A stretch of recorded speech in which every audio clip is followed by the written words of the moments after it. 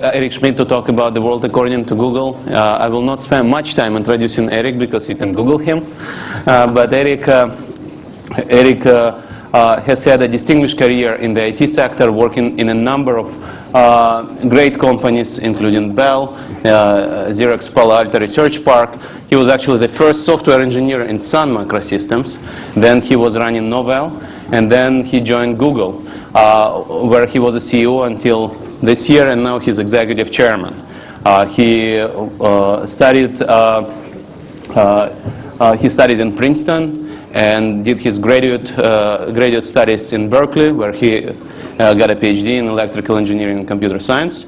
The way we are going to run it, I will ask a few questions from Eric, and we'll probably have time for the questions from the floor.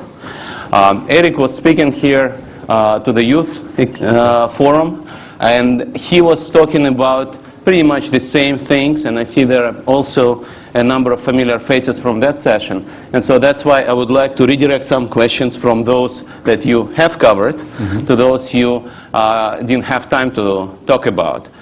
You talked a lot about how internet and new technologies are delivering what's called in economics consumer surplus, increasing individuals' utility, individuals' quality of life.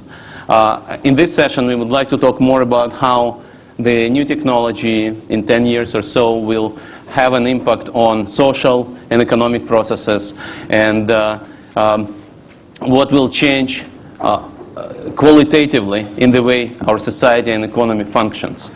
You mentioned some of that yesterday, but if you can elaborate on that, how social interaction will change, how intellectual property rights will work differently, how privacy rules will develop, things like that. Please. Well, it's a very broad set of questions. It is. So, Sergey, first, thank you for hosting this. Thank you for inviting me here to the World Forum. And I was going to say that I was in St. Petersburg 17 years ago, and just at the beginning of the internet, and the changes that I have seen are so astounding over that period that you all are to be congratulated for what you have achieved.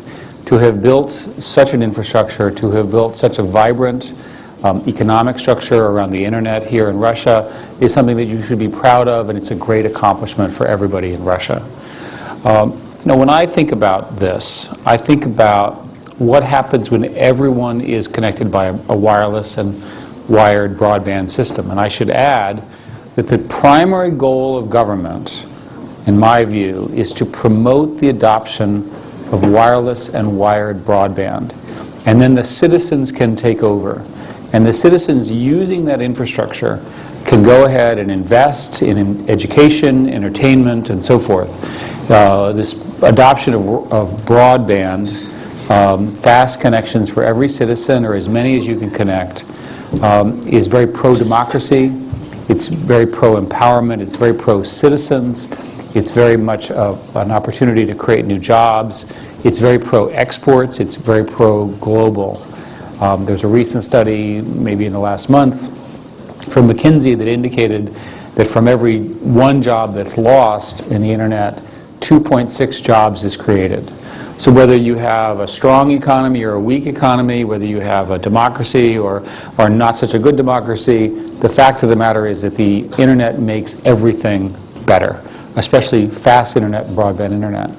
So if you have such a broadband internet, and I will say that I think Russia is in a sweet spot. You have around 45% penetration right now. If you look at European averages, again, a modern European country, from my perspective, Russia, should be at 70–80% fairly quickly. So that means huge growth in telecommunications, in new companies, new investments, and so forth. You've recently had a set of significant IPOs, Yandex, Mail.ru, and so forth and so on. That's attracting capital and investment for the next generation of entrepreneurs who will build companies on top of this. So I think that sets the right sort of foundation for a conversation about what can happen. What can you build on top of that?